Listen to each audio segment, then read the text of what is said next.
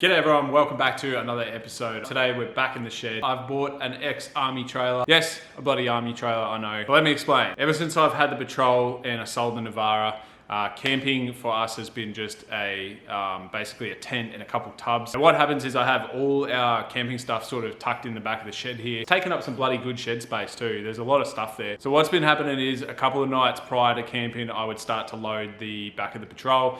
Now that has been extremely stressful. What I've done is I've gone out and bought this trailer to basically turn into a little DIY, cheap-ish, sort of touring trailer, I guess you call it. Now things are rigged, it's a complete off-road trailer, so let's go have a look and suss this beast out.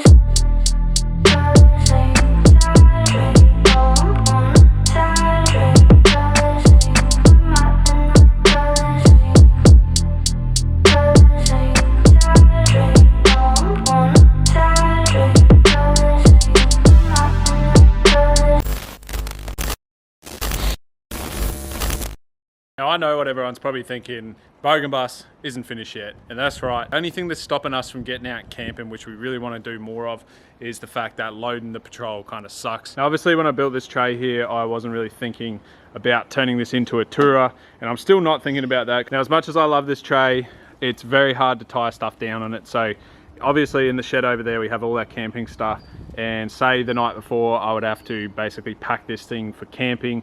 I would just be loading it on the tubs, the tent, all that sort of stuff, and just running straps right around and then hooking them onto the chassis.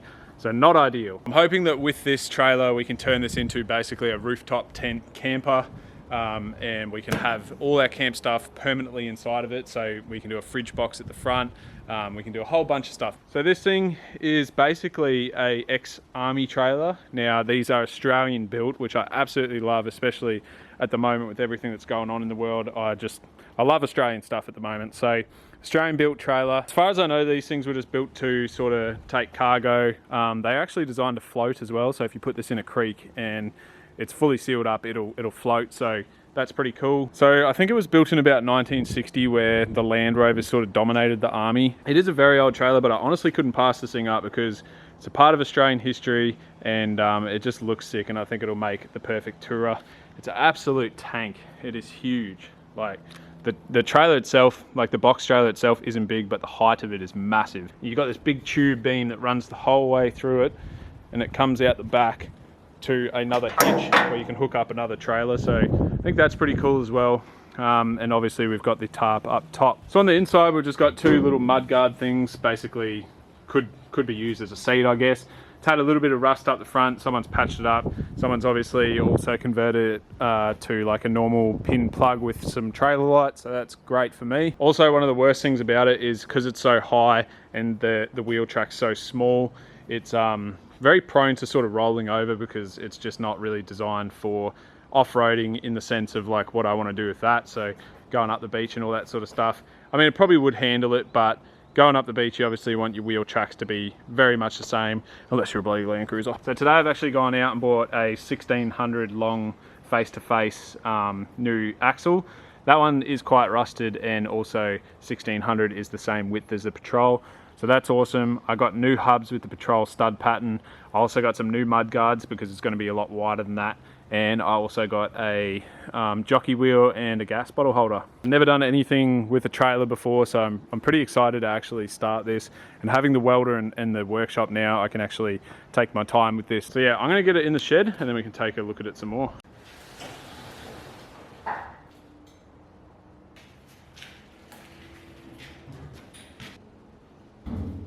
Alright, so that's a quick little rundown on the trailer itself. Now, I have no plans, like serious plans on how to do this yet. I don't even know how I'm going to get that axle out by myself, but I'm going to give it a crack. If you guys have any ideas with camp trailers that you guys have built or seen, post it in the comments because I am very keen. I'm getting real into this. I've been watching heaps of YouTube videos. There's some nice trailers out there. There's heaps of ideas. The world is your oyster with this sort of stuff. You can just do whatever you bloody well please. So the first thing I want to attack on this trailer is the axle down here.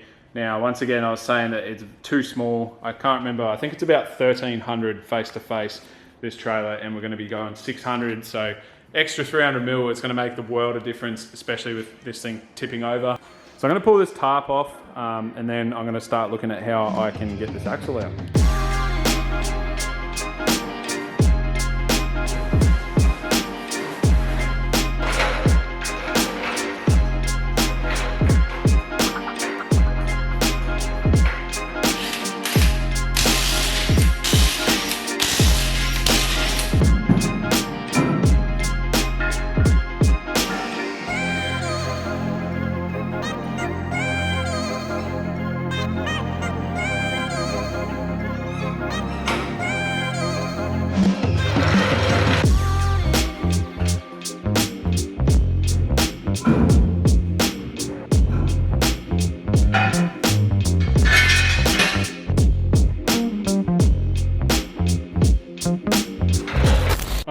had no idea how I was going to do that, but that actually worked out pretty well. So we've obviously got the axle free floating now, so what we need to do is drop these spring hangers.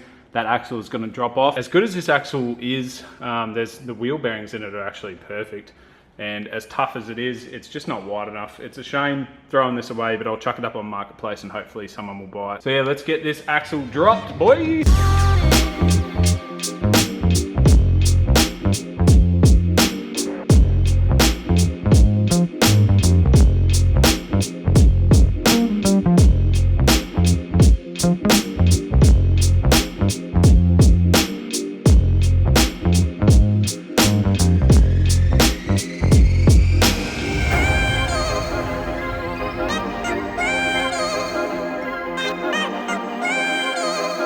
This thing weighs a bloody ton. So I got the trailer free floating, axle out, bloody hell. I was a bit worried, I didn't know how I was going to do that, but obviously we got it done, thank the Lord. So now I need to get these leaf packs off, so what I need to do is basically just take off all those, there's 8 nuts on each pretty much, and I've already inoxed them, so I'll quickly take them off.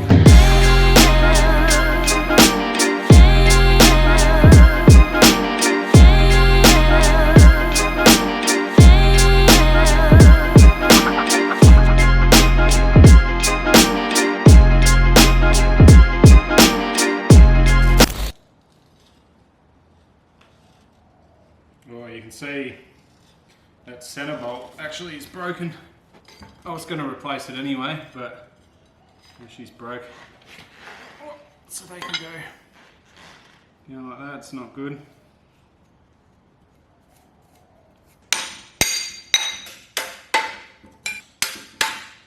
This one has a broken center bolt, which is basically the bolt that holds the whole leaf pack assembly together. Now, one of the reasons that they have to come off is because I need to measure center to center so I can actually weld the plates on my new axle. I need to get that off the jack now. I'll start putting everything aside and sort of start tidying up all the bolts and nuts, bring the new axle in. We'll look at what we have to start doing to make the new axle go under the trailer. Floaty boy trailer. The trailer axle is fully disassembled, and you can see the width of our new axle here. It's, what are you doing, Diesel?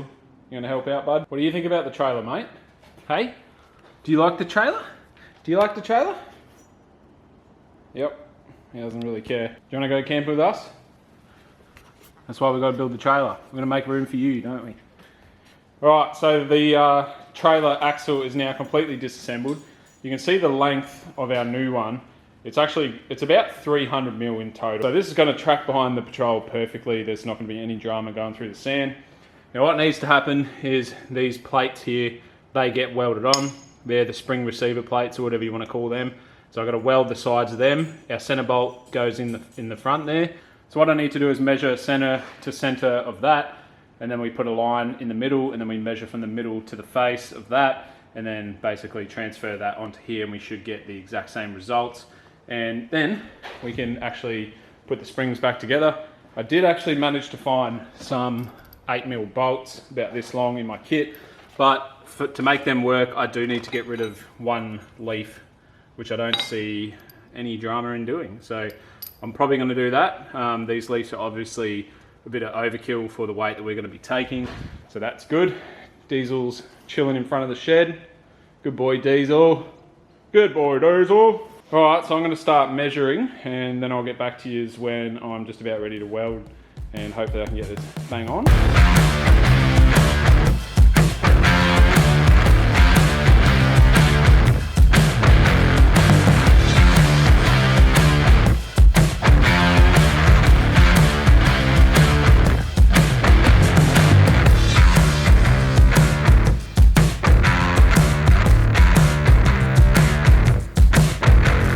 What I've done, it's the only way I can think about doing it, is leaving the two plates sort of flat on the ground and sit the bar on top, because it kind of centers itself, and then obviously that bracket can twist this way, but I can just knock it until I see that it's dead parallel. And I've got my line marked with a center line on the actual plate itself, and the same with this guy. So I think that's going to be accurate enough. If not, we'll just burn the whole thing to the ground and get back on the bogan bus. So that actually worked pretty well. You can see I've got two tacks in it, and then when I put this level on it and press down in the center, you can see that bubble there is pretty well smack bang in the middle. If I come over here push down on the center, you can see we're level. That means this can all get fully welded up.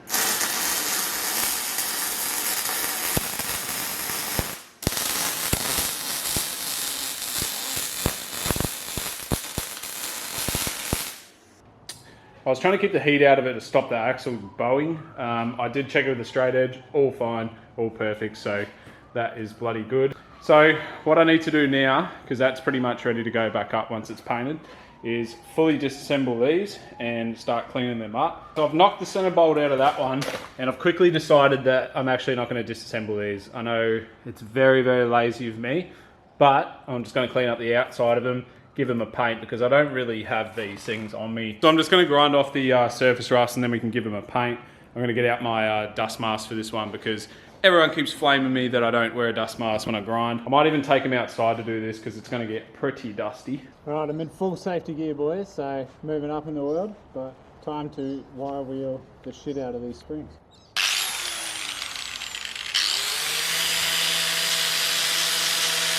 One eternity later. One done. You can see the difference. That has come up way better. So on to the next. That took me probably about 45 minutes to do that one. As you can see, these are looking mighty, mighty fine. I do have like a little bit of black paint here, but it's only cheap stuff. So I'll probably only get some etch primer on it tonight. And then I'll come back maybe tomorrow night and go and buy some proper paint, some underbody stuff. And I'll give it a lick.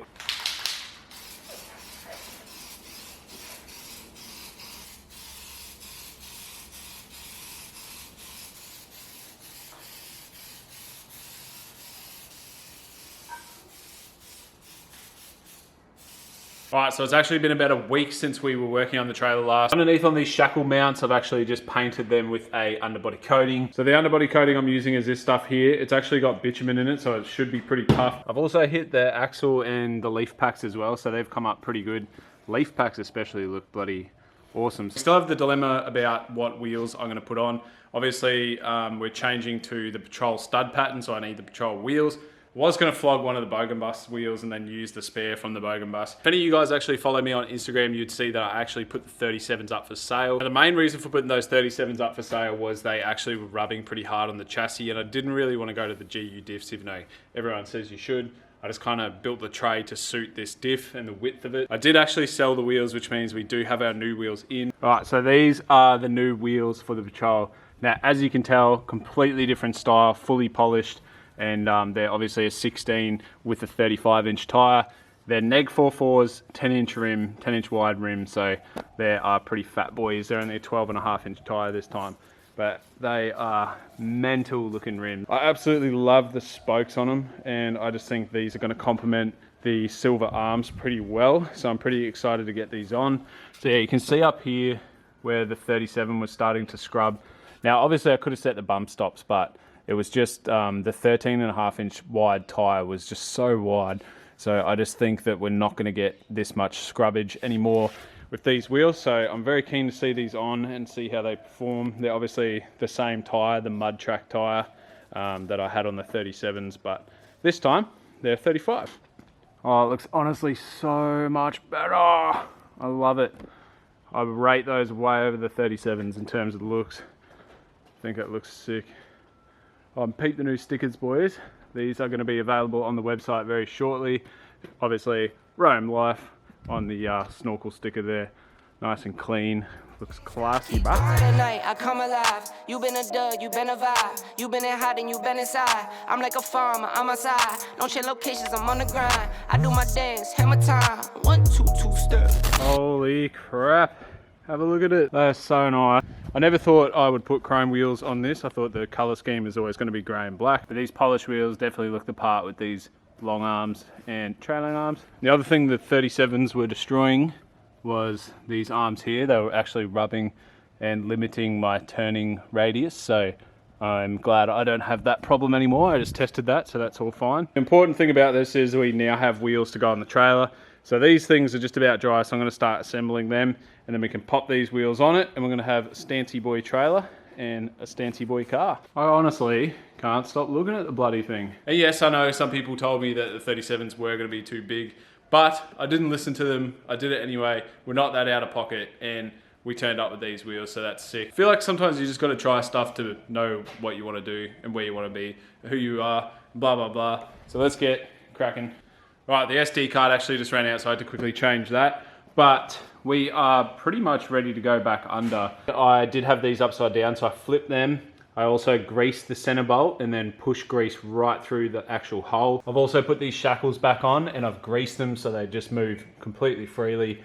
So that's going to be nice and squeak free. So everything's greased to my knowledge. These are not really torqued down just yet, just so I can have a little bit left and right play to mount them up to the trailer. What I'm going to do now is quickly chuck that up on the jack it up, and hopefully I can get it back under this trailer by myself.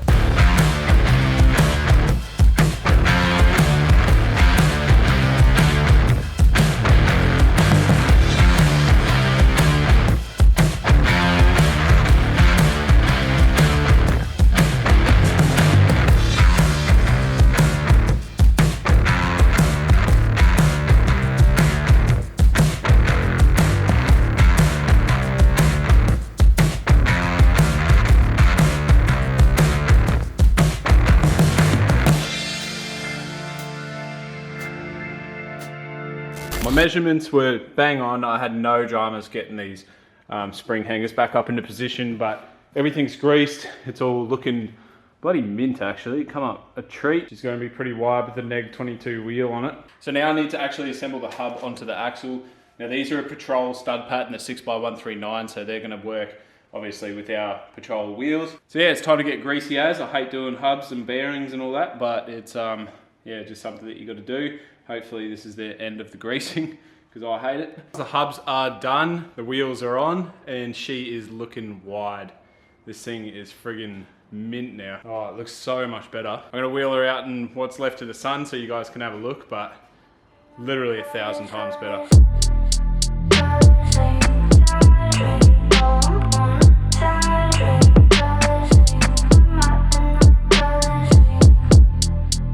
Cool now because it's got muddies on it, eh? Obviously these tires poke heaps. I obviously need to make a guard to sort of cover that up, but once that's done I will do like sort of a fridge box, I think. Then we'll be doing a tub rack just above Diesel's head, put a rooftop tent on it, awning, then she'll be ready for camping. I am bloody stoked with today's outcome. We've got obviously the trailer done, we've got our new Hot Boy wheels. It's just the dream team right here, mate. Say bye, Diesel. Say bye. Bye. Say bye. Alright, thanks for watching, guys. Catch you on the next step.